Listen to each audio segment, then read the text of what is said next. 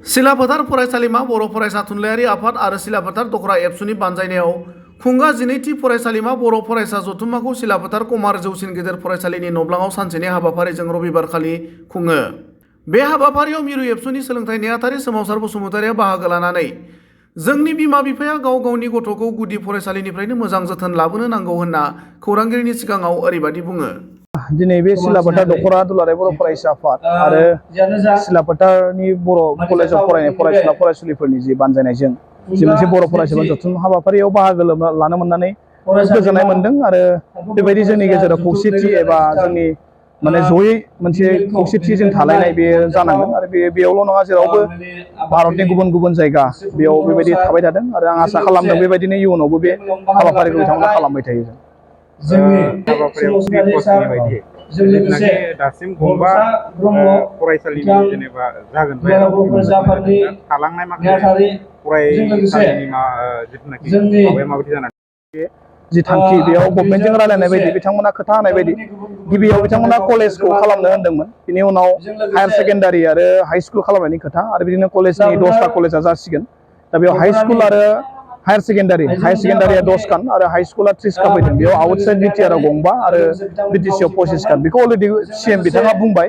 दायो बिनि प्रसेसखौ जोङो रायलायबाय थादों आरोबाव साननैसो उनावसो रायलायनानै बियो जागोन। दासिम बिनि अलरेडि स्कुलनि टटेल भेन्सार स्कुलनि लिस्टआ दङ, नाथाय बेयाव माबोरै लाग्रोनाय जागोन फार्स्ट पेज हिसाबै बेखौ बोरै लागोन बेखौ गभर्नमेन्टजों खनसे फिन सावरायबावगोन आरो बिथांमोनाबो हयथ' सिङाव माबा मोनसे सावरायबाय थादों जानांगौ। जोंजों जिरायफिननाय लोगो लोगो जागोन आरो बे खेबसे लानानै बेयावनो जोब्बाय बे नङा। बे फार्स्ट पेज हिसाबै बुंदों, बिनि उनाव सेकेन्ड पेज बेयाव जाबावगोन आरो बे एमइ स्कुल एलपि स्कुला बे हाइ स्कुल जोबनायनि उनावनो एमइ स्कुल एलपि स्कुला बे जागोन।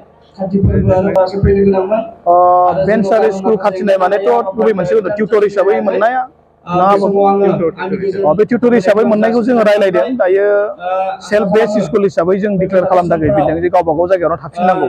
बे समाव जों बुंदों गभर्नमेन्टखौ दि बबेबा एमइ स्कुलाव 3ल', बबेबा 4 दङ आरो बे 3-4जों बेयाव फोरोंनोथ' हाया। बै हिसाबै थालांनायखिनि फोरोंगिरिफोरखौबो जाहाथे होफिननांगौ होनना जों डिमान्ड खालामदों। गभर्नमेन्टजों रायलायदों आरो बिनि प्रसेसा सोलिगासिनो दङ। जोंनि मानगोनां दिपेन बर' दुलाराय बर' फरायसा आफादगिरि मानगोनां दिपेन बर' सार बिथाङा बिनि थाखाय इनिसिएटिभ लागासिनो दङ आरो जोंबो बेखौ मावगासिनो दङ। बोरैखि जायो बिथांमोनखौ बोरै जों मोनहोफिननो हायो बिनि थाखाय नाजागासिनो। ड्रप आउट जानाया गोबां बिथिंथिं जायो। दा बेयाव बबेबा जायगायाव हयथ' हाइ स्कुलफ्रा गोजान जायगायाव बा बबेबा जायगायाव सोलोंथाइनि बिदि बिमा बिफायाबो जोंनियाबो मोजां जोथोन लायो आरो बेजों लोगोसे माखासे समाज बेरेखा खामानि मावनाय बैफोरनि थाखाय जोंनिया जायो।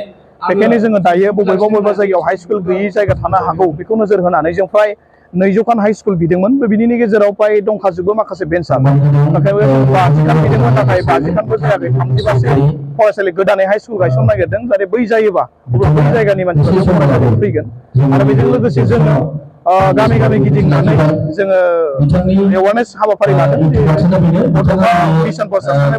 लोगोसे ड्रप आउट जानाया जाबाय जों फरायसाफोरखौ हाइ स्कुलाव मोनबाल' जोथोन लायो, एमइ आरो एलपिआव जोंनि गार्जेनफ्रा जोथोन लाया। दा बेखायनो खावलायगोन जोङो बेखौ बासायनो एलपिनिफ्रायनो जों मोजां फरायनांगोन। नङाबा एलपिआवबो एमइआवबो ओरैनो पास जाबाय हाइ स्कुलाव गोबां जेंनाजों मोगा मोगि जानांगौ जायो। मेगामगिजों जानांनायनि थाखाय बिथांमोना फरायनाया एलपि स्कुलनिफ्रायनो जाहाथे मोजां फरायो, एमइआवबो जाहाथे जोथोन लायो। बेनि थाखाय जोङो आरोबाव रोखोम गोनां सोलोंथाइनि मावथांखि लागासिनो। बेयो बिटिसिआवथ' अलरेडि दंखायो, नाथाय आउटसाइड बिटिसिआव आउटसाइडआव माने जेसेबांखिनि पस्ट खालि दङ बैनि टेट पास जानायफ्रा माबायदि मोनहोनो हायो।